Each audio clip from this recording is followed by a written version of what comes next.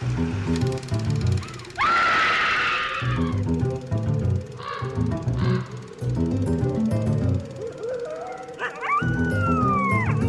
everyone, and welcome to Scream Scene, the horror movie podcast where we watch every horror movie ever made in chronological order, and then we rank them from best to worst. My name's Sarah. And I'm Ben. Thanks so much for listening to us today. How are you doing, Ben? I'm doing all right. Had a bad reaction to some lactose-free milk. That's what everyone wants to hear about. So I'm lactose intolerant. Yes. So we buy lactose-free milk, and our regular brand was sold out at the store, so we got this other brand, and it is not perhaps as lactose-free as I need it to be. But I'm doing fine otherwise. We treated ourselves and bought a bunch of new Blu-rays yesterday, so I'm still pretty excited and happy about that. Like over half of them being Criterions. Yeah, we got 5 new Criterion editions, which is pretty cool, including The Uninvited and Night of the Living Dead. Yes. It'll be a few years before we get to Night of the Living Dead, I think. Yeah, hopefully it won't be like the 11 years that there are between 1957 and 1968. But yeah, for the show to get there, it's going to be a while. Yeah, but we're prepared. Yeah. How are you doing today, Sarah? Just fine. Yeah, been enjoying the weather, doing gardening, sticking my hands in the dirt. Yeah, you're getting quite a green thumb. Oh God, should I get that checked out? No, I don't think it's supposed to be green, No, Ben. it's fine. It's fine. I thought that was just a really bad blister. No, soon it'll be the rest of you as well. Okay. And then Is that how I become the Green Knight? Oh, I was going to say that's how you become a Gotham City eco-terrorist. Oh. I just have the Green Knight with Dev Patel on my brain. Fair. Looks great. Yeah. What are we watching today? Is it going to be as good, you think, as possibly the Green Knight? So, although the Green Knight is not out yet, I'm going to say no. Today, Sarah, we are watching Zombies of Mora Tau. Okay. A movie I had not heard of before we started doing this show. Mm-hmm. So I've never seen it before. Is Mora Tau a real place? No. Okay. They are in Africa in this movie. And generic Africa. Yeah, absolutely. So it's a made-up place in Africa. And as we've sort of been seeing lately, this is yet another movie that just goes like, yeah, voodoo's kind of everywhere, right? Zombies are an everywhere thing, as long as like it's a place that's not predominantly white, right? That being said, West Coast Africa is a more accurate place to be situating voodoo than like the Philippines. Yeah, or the Hawaiian Islands. Yeah. In like Voodoo Island. Yeah, but it's still not really how any of this works. Yeah.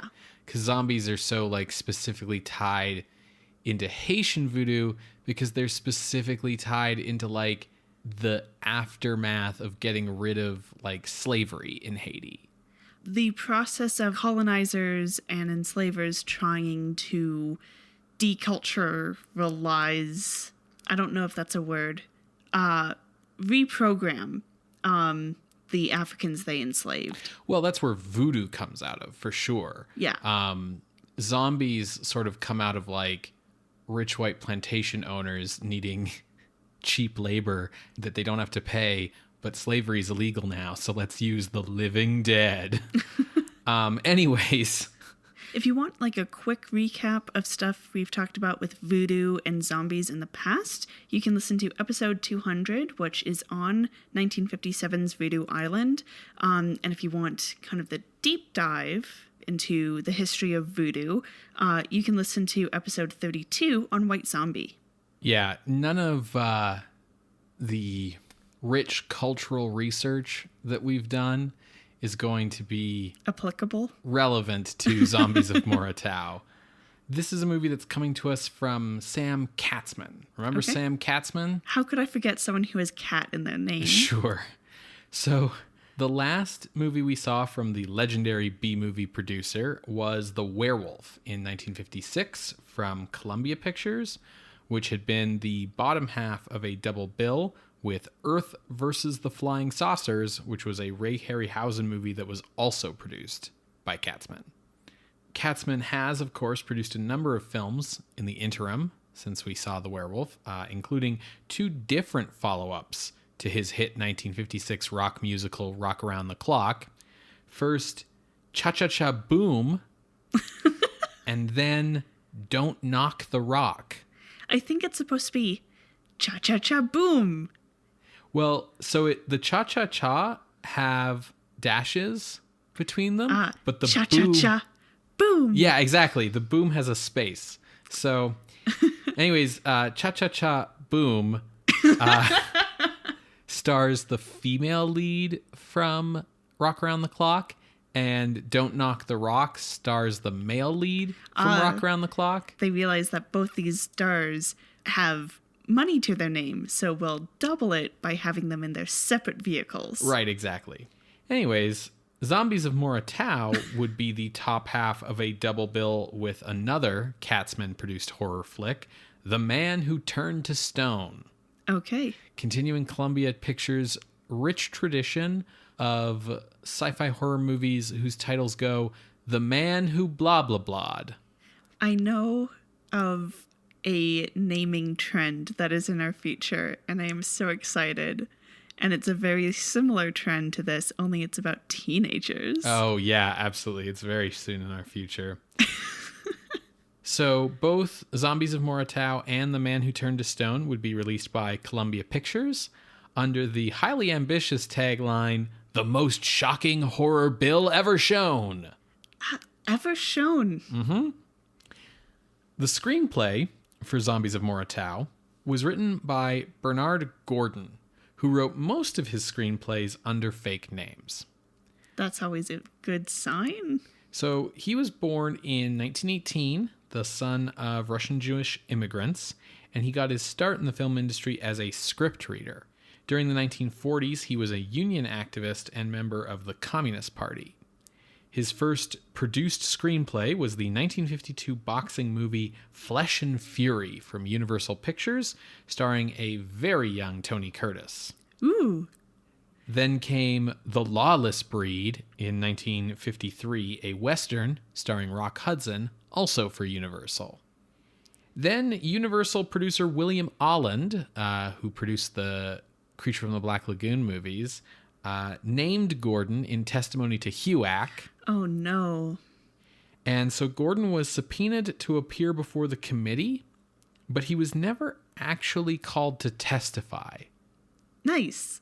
Well, unfortunately, this sort of left Gordon in a strange legal limbo because having been subpoenaed, that meant that they could call him to testify at any time. And he could neither, clear his name or, move forward with any, resolution on either side. Right, exactly. So while Gordon wasn't officially blacklisted, studios avoided hiring him in fear of that other shoe dropping. Sure. So this is why he wrote under other names. Yes. So Katzman and his co-producer Charles Schneer offered Gordon an under-the-table deal to write B movies under a pseudonym. So as Raymond T. Marcus, he wrote Earth versus the Flying Saucers. He wrote both halves of this double bill. He wrote Hellcats of the Navy, which is sort of a trivia question answer because it was the only movie that starred both Ronald and Nancy Reagan. And he also wrote Day of the Triffids. Oh. Among many, many others. Day of the Triffids was a book before, yes, though. Okay. Yes. So he adapted it. Yeah. As the blacklist lifted, Gordon wrote the original film adaptation of The Thin Red Line under his own name in 1963. He produced the film Horror Express, starring Christopher Lee and Peter Cushing, in 1972. And he adapted Margaret Atwood's novel Surfacing in 1981. He passed away in 2007. Okay. Our director this time around is Edward Cahn, a veteran of the industry going back to 1917. Have we seen anything from him before? Because I feel like I have memories of going, Khan! Yeah. In past episodes. Yeah, we have seen him. His biggest sort of claim to fame before the 1950s was as the director of the Our Gang comedy shorts from 1939 to 1943. But the last film we saw from him was 1956's The She Creature. Oh, yes. A very notorious movie. The director of photography for this film, Benjamin Klein, was also an industry vet with a career stretching back to 1920. He had shot The Man They Could Not Hang, The Man with Nine Lives, Before I Hang, and both halves of this double bill. So experienced at... Those are Columbia Those Pictures? Are all Columbia Pictures, yeah. Experienced Columbia B-movie cinematographer going way back. The most notable member of the cast of this film is actress Allison Hayes. She was born in 1930 as Mary Jane Hayes, and she was Miss District of Columbia at 18 years old. That's like a beauty Yeah, beauty pageant, yeah. And while she did not become 1949's Miss America, she won enough attention as a model to get a contract with Universal Pictures in 1954. She appeared in like small supporting roles in a number of larger films until she sued Universal due to like loss of income due to an injury suffered on set. And the outcome of that was that in 1955, she left Universal for Columbia Pictures. Okay. At Columbia Pictures, she played larger roles, but in smaller films. Mm-hmm. And her most famous role today is probably as the title character in 1958's Attack of the 50-Foot Woman. Oh, okay. Yeah, I thought her name was vaguely familiar a little bit, but I guess that must be why. Yeah, so if you've seen Allison Hayes, it's most likely that it's on the poster for Attack of the 50-Foot Woman, a poster which is much more well-known than the movie itself. Mm-hmm. In the 1960s, Hayes had a chronic pain illness that was getting worse and worse, and it led to her acting career declining because she became really difficult to work with because she was really ornery, because she was in pain all the time. And the cause of her pain and this illness was unknown because her symptoms were not taken seriously by her doctors. Mm-hmm. So she decided to fucking find out herself what was wrong with her. And she suspected these calcium supplements that she had been taking ever since she had broken an arm falling off of a horse filming Gunslinger for Roger Corman in 1956. So she took these calcium supplements to a toxicologist, and the toxicologist was like, whoa, these are like mostly lead. You definitely have like severe lead poisoning. Oh, no. So Hayes campaigned to the FDA to ban this particular supplement. But in 1976, she was diagnosed with leukemia. The treatments did not work. Her blood got real bad. And in 1977, she passed away of leukemia, days before the FDA announced they were making changes in the laws regulating the contents of nutritional supplements. Okay. Is the lead in the supplements connected to her leukemia? I don't know for sure because I'm not a doctor, but the implication I got researching her was yes. Mm-hmm. In any case, it would not have helped. No. So... That's so sad. Yeah, that's the sad life of Allison Hayes. Zombies of Mora Tau was released with The Man Who Turned to Stone in March of 1957. The movie was not well received, but modern horror critics acknowledge it as an important stepping stone between the zombies of White Zombie and the zombies of Night of the Living Dead. Oh. Sort of a interesting midway point between the two styles. Okay. Currently, Zombies of Mora Tau is available alongside 3 other Sam Katzman 1950s sci-fi horror flicks, including The Werewolf, on DVD in the Icons of Horror Sam Katzman collection, and it is also up on our YouTube playlist. Okie doke.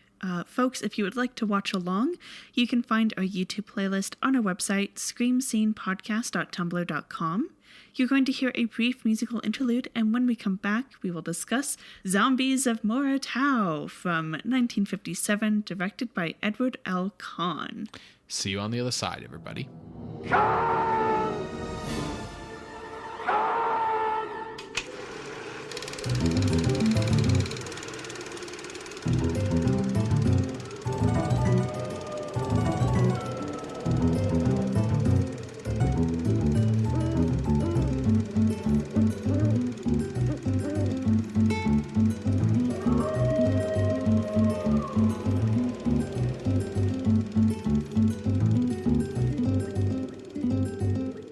Welcome back to Scream Scene, everybody. We just finished watching Zombies of Mora Tau from 1957, directed by Edward Cahn.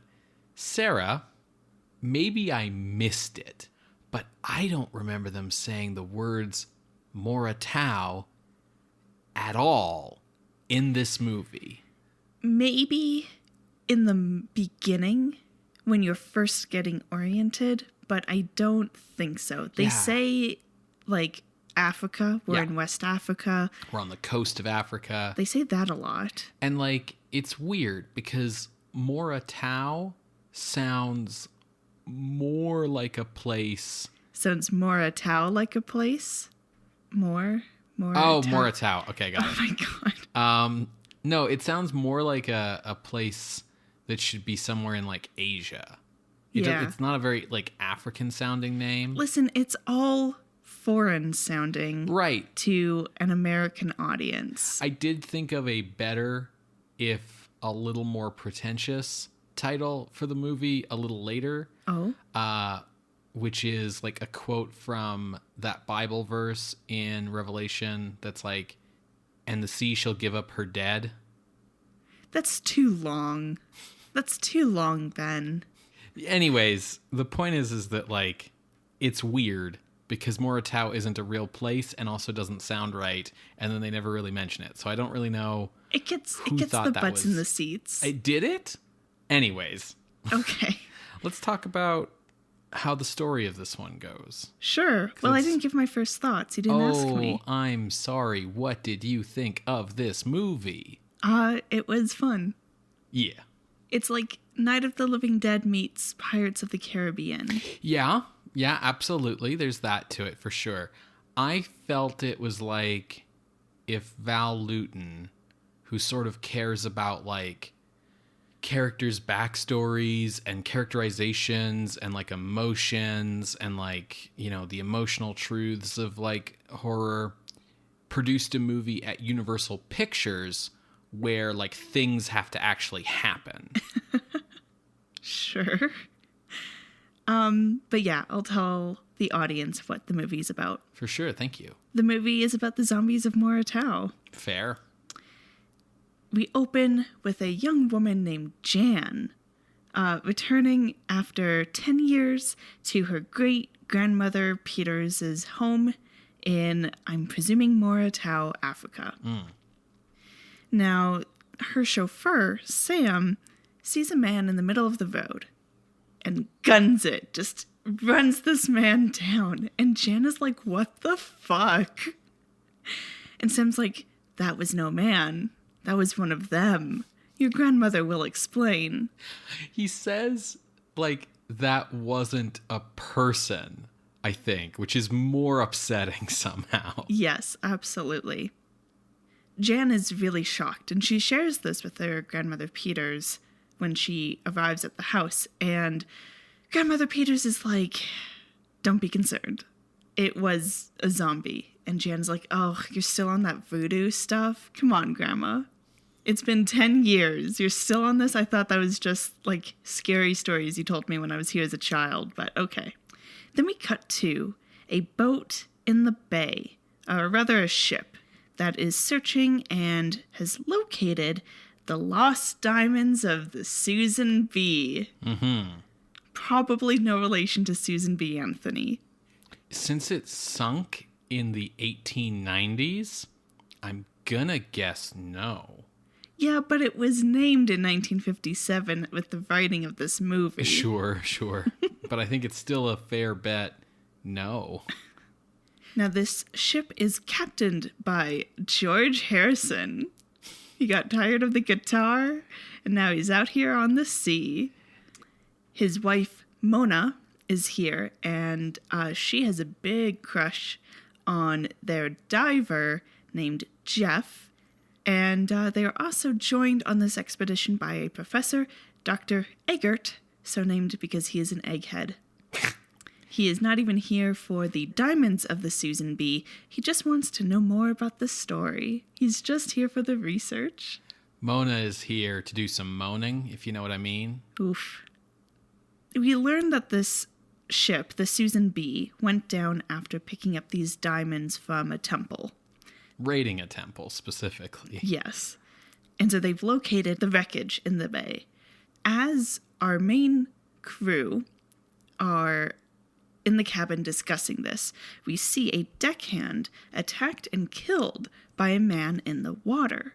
They try to shoot off the guy, but he's gone, and the deckhand is killed. So they bring him to shore because they're like, we can't bury him out here, I guess. No, we got to take him to shore, I guess. Yeah, I mean, burial at sea is a totally normal thing. Normal practice. But okay, fine, whatever. You're only like a stone's throw away from the shore anyways, might as well. Yeah. And Grandmother Peters had heard the shots, and so she is waiting on the shore for them, and she explains, like, no, we got to bury him, like, right now. I got the grave ready for you. One of the best, like, sequences in this movie is when these guys, like, show up, and they're like, hey, Mrs. Peters, so you've been living here for, like, 60 years, huh? And she's like, yep. And they're like, well, we're here on an expedition for the diamonds. And she's like, yeah, you're all going to die. And they're like, how do you know that? And she's like, well, let me take you to my backyard. Here's the graves of everyone from the 1904 expedition. Over here, we have the 1908 expedition. This expedition was 1928. And she just like goes down this like line of like every group that's come here to get these diamonds and how she has them all buried out here in her backyard. Well, like the nearest town is five hours away. Yeah. But also it's very funny. I just love her like tour guide kind of approach to it where it's like, and on this side we see the Portuguese expedition of 1938. They also all died. Over here we have the first American expedition. They also all died. I've taken the liberty of pre-digging all your graves to save on time. This is true. She has done that. Now it's like nighttime. So she invites our main crew folks to stay at her big mansion for the night. And during that time, she also explains a little bit more to Dr. Eggert about these expeditions and what she believes has happened. Because she believes it's zombies. She explains to Dr. Eggert that 60 years ago, in 1897, which is wild, like it makes total sense, but 1957, 60 years ago, was in the 1800s. That's wild to me. Right, and like this like 80-something-year-old woman was like in her 20s in like the 1890s. Yeah. Which like, if you think about that, it's like, okay, so she was born in Wild West times, and now here she is alive in like Sputnik times. Yeah, it's wild. Anyways. Yeah, I confirmed the math with a calculator just to be sure.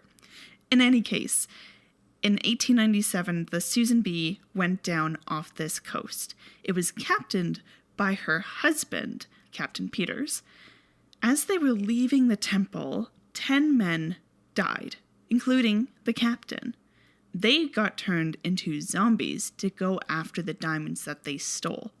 As a result, the Susan B. ship was scuttled, and everyone else died as well. Hearing that her husband was still being seen around the coast of Africa, Grandmother Peters came here, set up shop, built this house, and discovered, oh, he's not alive. He's a zombie. They are protecting the diamonds. They kill anyone who comes to look for them. And she ultimately wants to end this curse that they seem to be under. So she agrees to help this expedition try to find the diamonds. Because for her, she believes that if they destroy the diamonds, they can end the curse. I don't know why taking the diamonds back to the temple isn't an option that people think about, but fine, you got to meet the movie halfway. That's a whole other set, Ben. Dr. Eggert is entertaining the idea of this from like an academic point of view. The rest of the ship crew and Jan don't really believe this whole thing about zombies. Voodoo is dropped a few times as a term, but for the most part, they keep saying zombies. Yeah, it's just sort of like Grandmother Peters will be like, yes, so they're all zombies. And Jan will be like, oh, Grandma, you don't still believe in that voodoo stuff, do you? And that's about as like much specifics we get. Yeah. Now to try to like confirm what Grandmother Peters is saying, Jan and the diver Jeff go to investigate where the chauffeur hit that dude. Now he's not there. They find remnants of like seaweed and what they think is seawater and footprints that show that the dude came from the bay, stood in the road, and then picked himself up and walked back towards the bay. And this is like, they're like, oh God, like, I guess, this is confirming a bit of what Grandmother Peters is saying. During this time, we see that the zombie, who I keep calling Dude, the dude is hiding out in the forest, in the jungle, watching them, stalking them. And then, right when it's like most convenient, he grabs Jan and heads into the jungle. For reasons unclear. So Jeff follows him and tries to get Jan back. They have a bit of a scuffle, and Jeff ends up stabbing Dude in the chest, neck area with a knife. And Dude just, walks it off, whatever. Jeff manages to follow Dude to a crypt in the cemetery.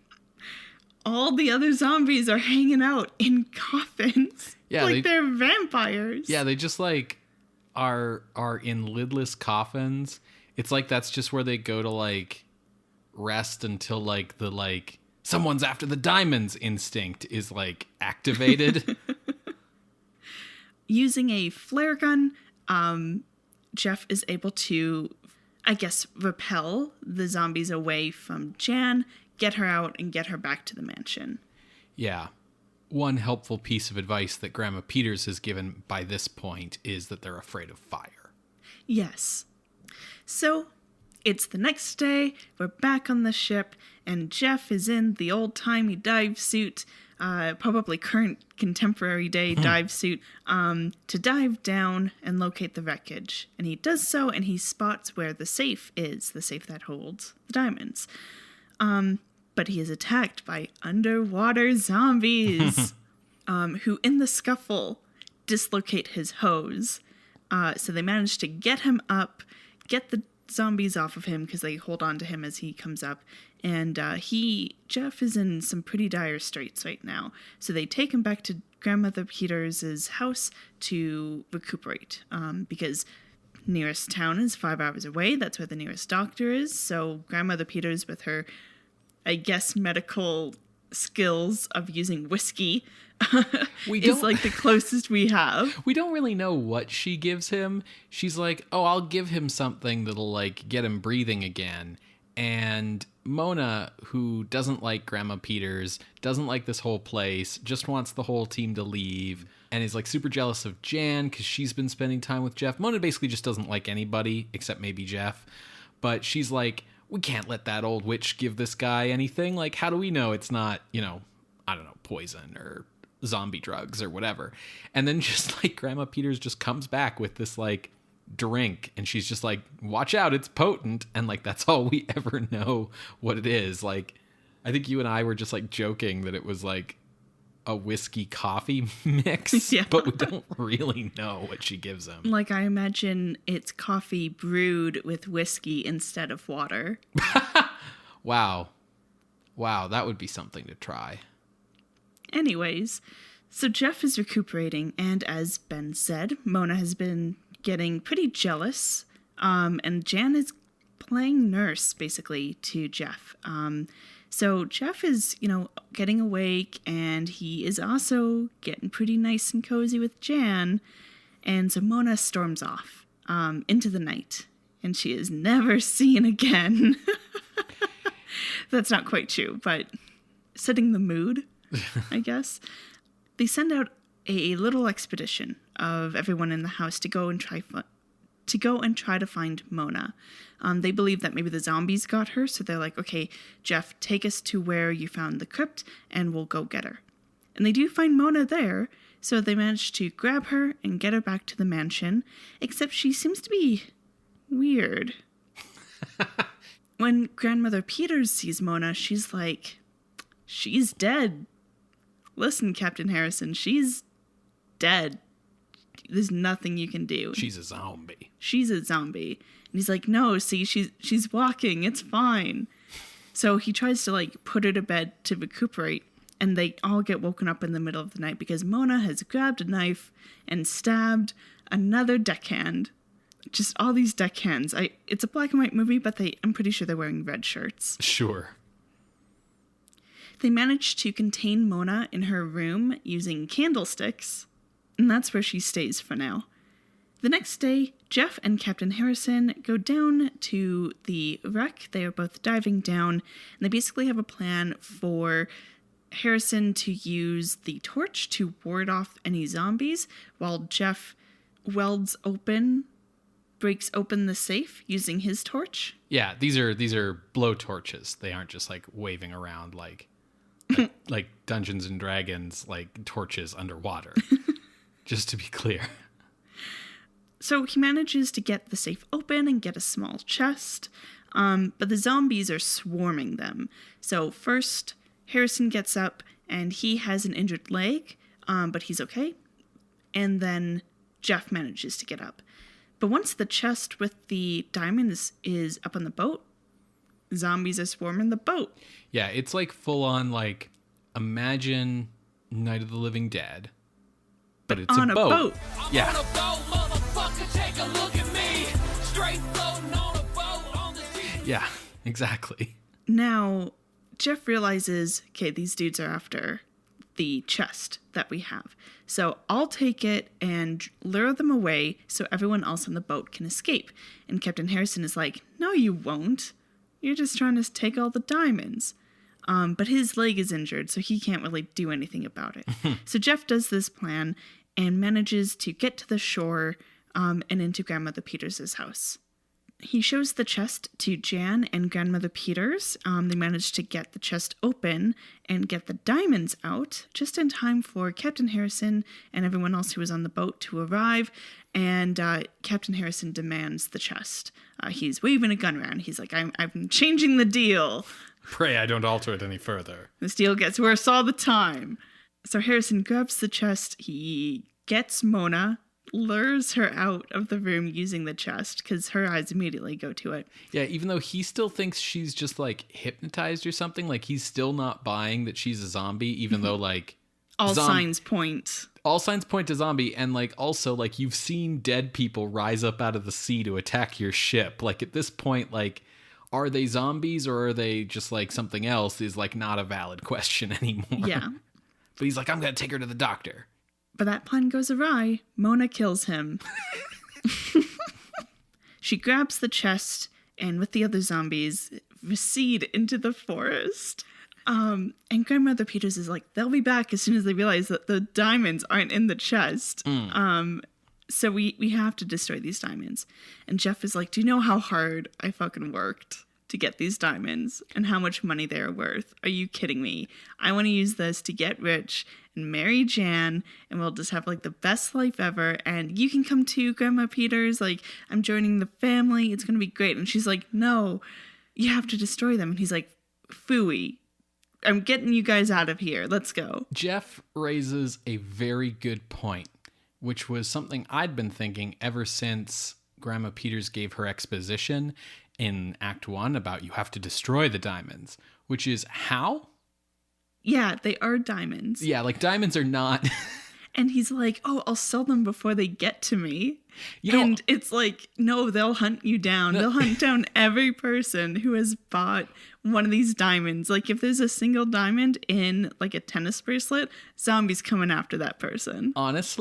honestly, if I was Jeff, like, that would be my plan. You'd be like, listen, I know that they can walk across the Atlantic Ocean at the bottom of the sea to follow me to New York, but that can't be as fast as taking a boat. So we're going to go to New York. I'll sell the diamonds to some jewelry shop. We'll get a bunch of money. That jewelry shop will sell it to a bunch of other people. And then it can just be some different horror movie about like a string of weird murders across the East Coast from zombies hunting down rich socialites. Good to know where your morality stands on this. Yeah, it's with getting rich and retiring to a nice, comfortable life with my wife, with no zombies. Regardless, Jeff is like, you guys can't stay here, so let's get all onto the boat, get out of here. As they are escaping, Grandmother Peters sees Captain Peters. Now, she has already said, you know, he hasn't aged a day, and it's true, he doesn't look aged. He also doesn't look like he's rotting. He's just as he ever was. Mm-hmm. And she's like crying like, oh, my husband, your soul will never be free. And Jeff goes, fine, take your diamonds. He's not quite as snot-nosed as this, but he does give her the diamonds and he's like, okay, destroy them. My compassion is ignited here. Okay. Destroying the diamonds in this case means sort of just plopping them over the side of the boat, like where no one will ever find them. 5 meters out from like the shore. Yeah, it's the thought that counts, Ben. And as soon as Grandmother Peters does this, the zombies go poof. Yes, they're like Jedi. Their bodies cease to exist and their clothes just fall to the ground. They're one with the Force. That's the end. Oh, Jan and Jeff embrace. Yeah, which you could have guessed. Yeah. Yeah. So, Ben, I noticed you were making a lot of Star Wars references. Yes. Is there any reason? Do you want to talk about why? Because I learned something. Oh, yes. In recapping this movie and stuff. I looked up who plays Grandmother Peters. Yeah, so Marjorie Eaton is probably the standout of the cast. Like, no one here is doing a bad job. But everyone is just sort of, playing their archetypes. I'm the grumpy capitalist. I'm the egghead. I'm the hero. I'm the good girl. I'm the bad girl. But Marjorie Eaton's doing like a really solid, emotionally believable performance where she's like really putting the effort into selling this story of this like old woman who has a zombie husband in a way that like you wouldn't expect in a B movie like this. She's doing a really solid like Maria Uspenskaya, Silialovsky kind of impression here.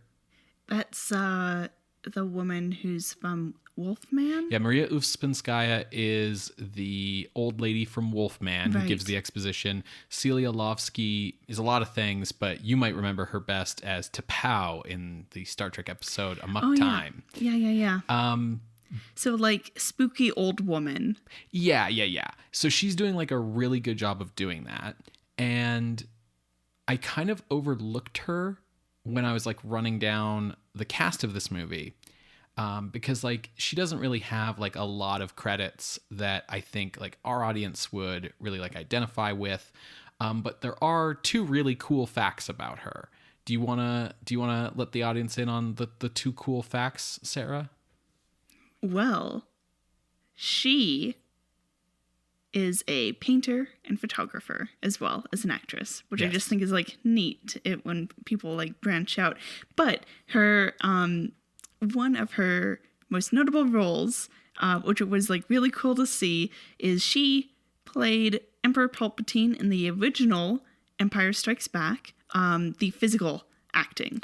Yes. She was like the physical version. Wait, he only appears in like a hologram. Yes. In that one. Yeah.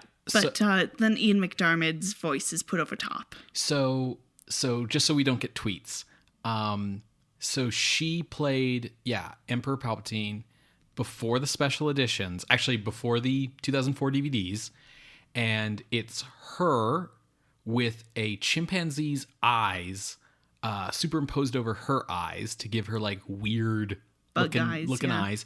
And then it's the voice of Clive Revel, who is doing the voice of Emperor Palpatine.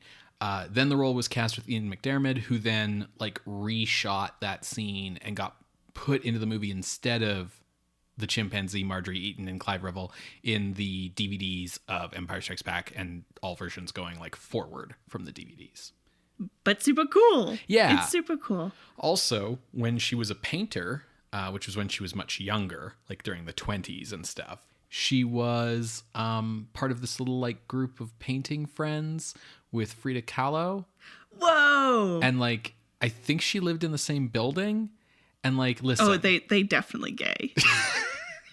They would definitely gay together. Yeah, I was going to say, like, if you were also a female painter who lived in a building with Frida Kahlo and you were friends, that's pretty suspect. Yeah.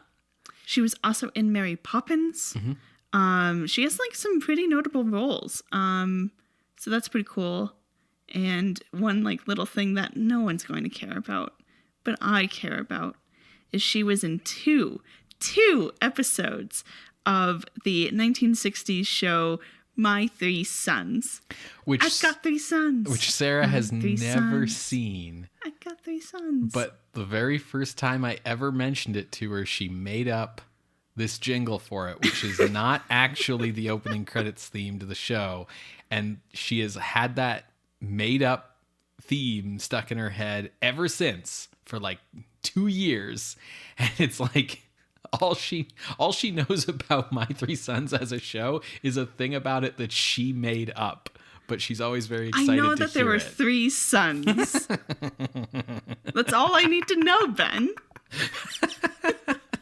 So anyways, back to the Zombies of Mora Tau.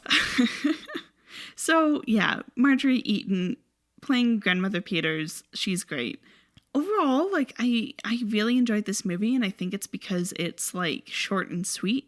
We don't overstay our welcome at any one location. There's no, like, drawn out, like, now we go back to this place, and then back to that place, and then back to this place, and then back to that place without any kind of plot momentum. I think a big thing that makes the difference in this movie, because I'll agree with you that I think a big strength of this movie is the pacing. It's very well paced. But I think what's creating that good pacing is the zombies show up early and then they are in the movie consistently. Like, it's not a thing where we have to wait 45 minutes to see a zombie. It's also not a thing where we get like a zombie in the first 5 minutes and then have to wait 40 minutes to get zombies again. It's like, no, like a zombie shows up right at the start and we run him over. And then the ship comes in and a zombie grabs a deckhand and pulls him under. And then we go to Grandma Peter's house and a zombie, like, I don't know, gets in the house fucking somehow and threatens us until we use a torch to drive him away. And then we go out into the woods and a zombie grabs Jan and we chase him to the crypt full of zombies. And then we go back to that crypt, and like we're doing zombie stuff the whole way through. Yeah. It is never really clear why they grab Jan and why they grab Mona, and they gotta make little zombies, Ben. Right. It's also unclear why Mona becomes a zombie and if that's what they were trying to do with Jan when they grabbed her, but I'm going to talk a bit about that a little later maybe. Okay. But yeah, it was just really nice to see the movie not dragging its heels and fucking around. Part of that might be that, like, these zombies, because as Sarah said in the plot summary, like, they aren't decayed. They haven't had, like, 60 years of rot on them. They're just, like, preserved. They're just undead. So because we're in black and white, they're a really easy monster special effect to do. We just put them in some old-timey sailor clothes, and like maybe they put some dark circles into their eyes or something. Yeah, because Grandmother Peters keeps going like, look at their eyes. And then we just like drench some seaweed on them. Yeah. And now we have zombies. So. Yeah, they walk slow. They do like the shambly thing. No one talks. They don't have like their arms out or anything. And one thing that I thought was really interesting is, are these zombies smart? Potentially. They know how to use tools like a switchblade knife. And they can strategize. Yeah. Because the dude who was hit in the road and then goes after Jan and Jeff, he is like waiting for the opportune moment to go out. He's not just like going out to get her. He has a plan. And when he has Jan and is going through the forest, he stops and hides and then attacks Jeff from behind. He leads Jeff into a little mini trap. So it's like, oh, are they like thinking? Do they have a plan? Oh my God. You're totally right. I mean, they don't talk, but they also don't moan. Like they aren't like going through the movie like diamonds. I think what is also interesting is like no one's controlling them. Right. That's like the major difference from like a Haitian zombie. Right. So this is what I want to mostly dig into is the way that these zombies are a halfway evolutionary step. They're the missing link between like white zombies and Night of the Living Dead zombies. So yeah, as you say, there's no zombie master here. There's no Hunga, there's no witch doctor, there's no Bela Lugosi like controlling the zombies and ordering them around. And in the past, that's kind of been like a big part of just like the definition of a zombie. Yeah. Right? It's like what makes a zombie different from other forms of like undead creatures.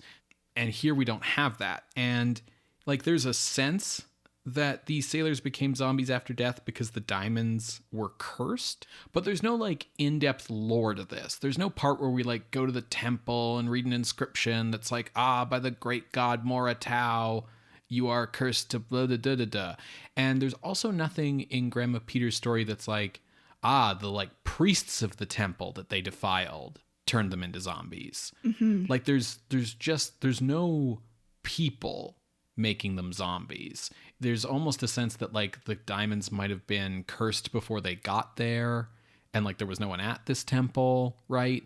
You know, Mona seems to become a zombie just because they killed her, which is like a big difference, right? Between like, oh, well, once you're dead, some guy can come to your grave and be like, ooga booga, and then you rise up. Like, no, some zombies killed you, so now you're a zombie. And it's also, if you're not buried right away, presumably with like Christian rites as well. Yeah. Because that first deckhand, I don't think he becomes a zombie. But Mona, you know, she was gone for several hours. Yeah, and also like Grandma Peters was like, yeah, put her in the ground. And they're like, no, we're going to take her to her room to recover.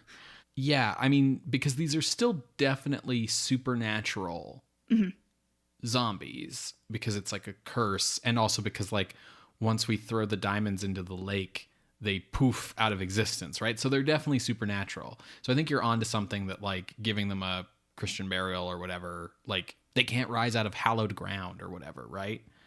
This is also, I think, the first time we've really had zombies as a group threat. Except for like maybe the end of Black Moon or Revolt of the Zombies. But in those cases, they were a metaphor for like indigenous uprisings against colonialist powers. Yeah. Here, they're just zombies. Like they are threats because they're a group that will just keep coming and won't stop. And it's the thing that makes traditional Romero zombies threatening is like, yeah, on their own, they're like slow and you can just like bash them over the head or wave some fire at them and run away. You know, like they have a really easy time with these zombies for the most part, as long as they like outnumber them and they have access to fire. But like once there's like fucking 10 of them on the deck of the ship, like it's a whack-a-mole situation and they like run out of fuel for fire and it's like, oh fuck. Yeah. I think like absolutely you're calling out all the right points. The movie does a really good job of changing when and where the zombies become threatening, so that you don't just go like, so why aren't they just running away? Like it never gives you like a chance to kind of think like, well, why don't you just go to the crypt and burn them all? Right. You know? Yeah. It is pointed out that like Romero zombies, they're afraid of fire, which is a new thing for zombies, but like an old thing for like Frankenstein. Yeah, movie monsters. But you're totally right. Like, Grandma Peters calls out that they're afraid of fire because it's the only thing that can destroy them. So you might think, like, why not just fucking burn them? But you're right. The movie does a really good job of pacing itself so that you aren't left, like, pointing out these holes as you're watching the movie. The first time that you really feel that threat of the swarm is when Jeff is underwater and one sneaks up on him and he's fighting it off, and then another comes and then his line gets dislocated. And the fact that, you know, he can't move very well because he's underwater. The zombies are moving a little slowly because they're underwater. So everyone's kind of moving at the same speed, and he gets overtaken by them in that way. It really made the threat feel more tangible than just like a single guy being, you know, having two dudes come at him. Right. And also, like, that sequence, like the underwater sequences with the zombies, they even kind of call this out in the movie's dialogue. But, like, what makes those scenes really clever is they are using a unique property of the undead in the sense that, like, the zombies don't need to breathe, man.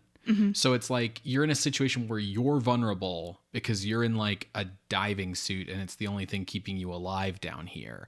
And they don't have the same vulnerability as that. So that makes you like super weak to them. And I think that was a really clever thing to do when, you know, as you say, there's often an issue with zombies where it's like, yeah, man, just like run away or whatever. Yeah, right? like with mummies. You know, they made it a really interesting way of changing it from like the regular fear of mummies with these zombies, with it being underwater and having it be the swarm. The underwater scenes are really well done, considering that they're all faked. Like, there's no underwater photography going on here. It's the same stuff that they do at the end of the original Godzilla, where, like, there's no underwater stuff going on at the end of that movie either. The actors are sort of moving slowly. They might even be shot in slow motion a little. They've got some like bubble machine attached to like the side of their helmets or something to make it look like bubbles are coming up. I will say, however, that the underwater scenes are the parts of the movie that feel the most sluggish. It's just, it seems to be really fucking hard for people to shoot underwater action scenes and not have them come across as like just the point in the movie where your movie just turns to molasses. Yeah, I think that's something that every movie dealing with underwater stuff really struggles with, like Thunderball. Yes, Thunderball is awful for it. Creature from the Black Lagoon is one of the few examples I can name off the top of my head where it's like the underwater stuff is great. Because it's suspense, not action. Right. So speaking again about like the way that this is a slightly more like modern style of zombie compared to older movies is just like with modern zombie movies, one of the elements of the plot is that like one of our cast is turned into a zombie and they're not turned halfway. It's not something that can be undone. It's not like the central dramatic core of the movie that like, oh, we have to get this person back to normal. It just happens. She's just killed and now she's a zombie and now the threat is coming from inside the house because some like emotional idiot in the group like can't let go of their loved one who's become a zombie. Absolutely. And then I think another thing that you can really see is the visual of when the swarm of zombies is attacking the ship when they finally have the diamonds and they're breaking into the cabin on the ship. Yeah. Breaking through the glass and stuff like that. That's all very visually reminiscent of Night of the Living Dead. Yeah, absolutely. So, you know, the thing here is that unlike past zombie movies, the threat in the story isn't like, oh, we have to stop this person from turning that person into a zombie. Yeah. The threat is the zombies themselves. Yeah. Which really wasn't the case in White Zombie or I Walked with a Zombie or Voodoo Man or like any of these previous iterations. Like nobody really worried about the zombies. The fear was getting turned into one. Yeah. And the fact that the zombies can create themselves, you know, like Yes. they're like self-procreating. Yeah, they are their own thing. They have their own agenda. And I think most significantly of all, they're all white. Yeah. Right? Like it's not like a thing as has been in the past where it's like, oh, being turned into a zombie is a thing that happens to black people. Wouldn't it be awful if it happened to a white person? Like, that's what White Zombie kind of is all about. Sure. And that's sort of been the case ever since. Like, yes, we're still in like Africa, and it's like there because in the 1950s, American audiences could buy that like weird curses and magic and shit still happened in Africa. Like, there's even a really kind of yikes bit of dialogue at the start of the movie where Jan's like, gosh, it's so good that in the 10 years that I've been gone, they haven't like modernized or developed this place at all. It's just so much better being like, you know, jungle and mystery in Africa. And it's like, ugh. But regardless, the point is that not only are all these zombies white, but like that's not a thing that's drawn attention to. It's not like, oh, what a hideous fate to have happened. It's just like, yeah, they were cursed, so now they're zombies. Mm-hmm. Well, they do mention like a hideous fate that like their soul is in limbo. Yeah, but it's not because they're white. Yeah. It's not like, oh, this is extra bad because they're white. Like, becoming a zombie is just a thing that can happen to anyone. Yeah. That being said, it does very much sanitize the racial history of voodoo and zombies as a relation to voodoo, but that was just going to be a thing in this movie going in. Same with Voodoo Island from this year. We talked about it in that episode too. And if we're thinking of the long-term history of zombies as a movie monster, right? If we're not looking at it from a perspective of, well, zombies are a unique part of Haitian culture and should be like protected therefore. If we're thinking of it from the point of view of, well, zombies are a cool movie monster and I want to keep using them. What eventually happens, you know, crystallized in Night of the Living Dead, where zombies become totally removed, absolutely, from Haiti, from voodoo, from foreignness, right? Mm-hmm. They just come completely divorced from their cultural context. That was an evolution, I think, that needed to happen for zombies to occupy the place they now do in pop culture. Sure. Like, there's a reason why mummy movies aren't as popular as zombies, even though a mummy is just a zombie wearing bandages.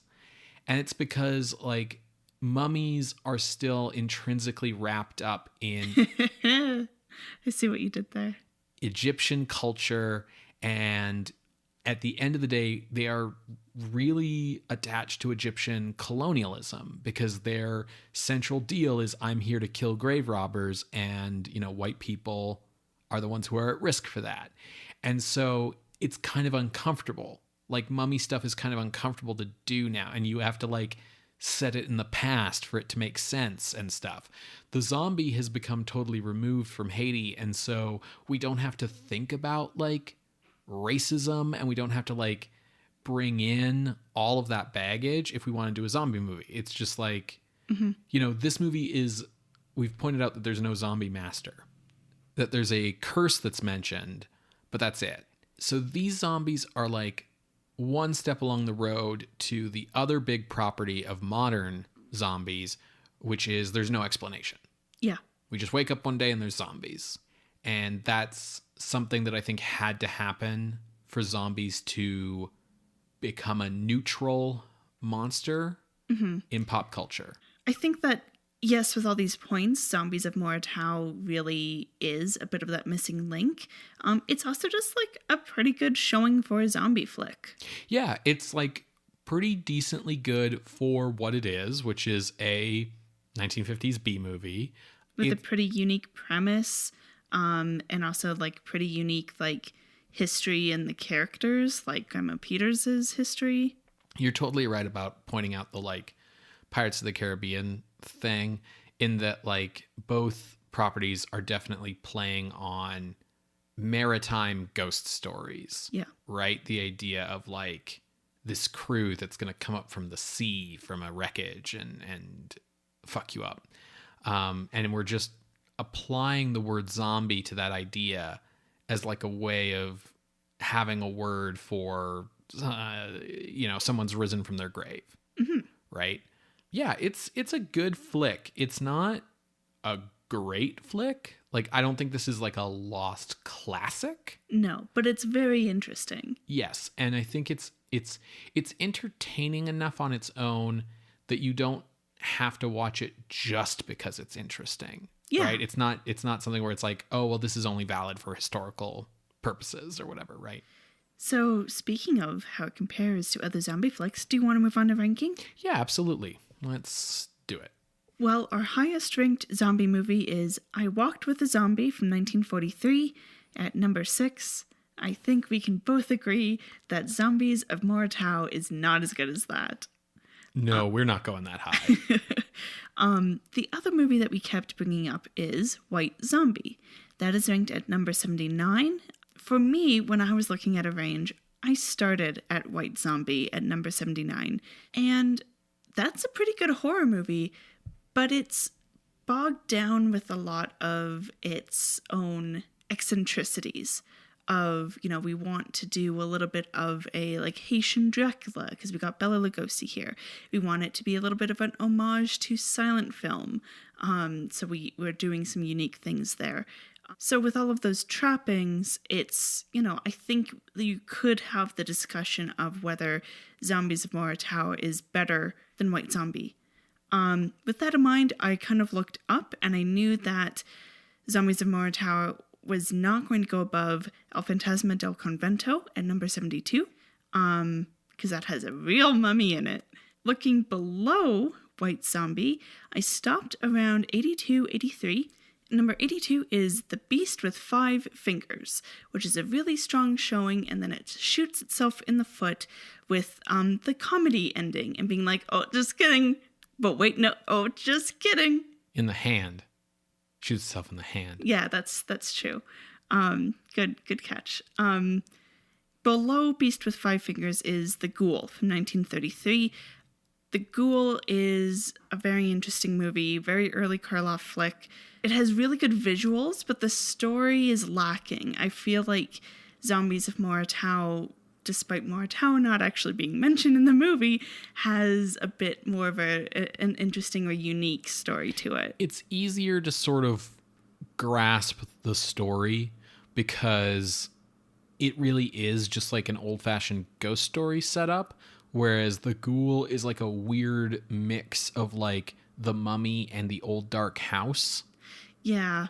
So my range was 72 to 83. Okay. My range was entirely below yours because I had a different starting point. When I was thinking about where to look for this movie, I started looking at 148, which is Voodoo Island. So instead of starting at our highest ranked zombie movie, I started at, or the first zombie movie, White Zombie, I started at our most recent zombie movie. This was clearly better than Voodoo Island. Voodoo Island is not good. Yeah. Above that, we have some other not good movies. So I kept looking up with the question being like, okay, what is Zombies of Mora Tau like definitely better than versus like, where does it get some competition? And number 138 is The Unknown, which is a weird movie, very eccentric, but I think the eccentricities of The Unknown are what makes it a really unique story. Like you're not going to see something like The Unknown ever again because nobody is going to match like that Todd Browning Lon Chaney combo of bizarreness. Yeah. Whereas like Zombies of Mora Tau like is more straightforward, but in being more straightforward, it sort of loses that unique flavor. So I thought The Unknown might be better. So I made my floor number 139 between The Unknown and The Invisible Ray. Looking for a ceiling, I started looking up, and initially I was going to make my ceiling 116. I was like, this is definitely better than The Devil Doll, but, you know, Mystery of the Wax Museum's pretty good. Then I looked like a few spots above that and saw Voodoo Man, and I was like, oh no, this is definitely better than Voodoo Man. And so I like kept going up, and I was going to stop below Curse of the Cat People, because Curse of the Cat People is a really good movie. And then a couple spots above that, I noticed there was like Corpse Vanishes and Mark of the Vampire, and I was like, oh no, this is definitely better than those though. So I kept looking up more, and this kind of kept happening to me. until I found our other Edward Cahn movie, The She Creature, at number 93. And I was like, man, why did we rank The She Creature so high? I couldn't really remember. And above that is Murders in the Rue Morgue, which is a real fucked up movie. So I made my ceiling number 93, above The She Creature, below Murders in the Rue Morgue. Okay. That makes the space between our ranges 83 to 93?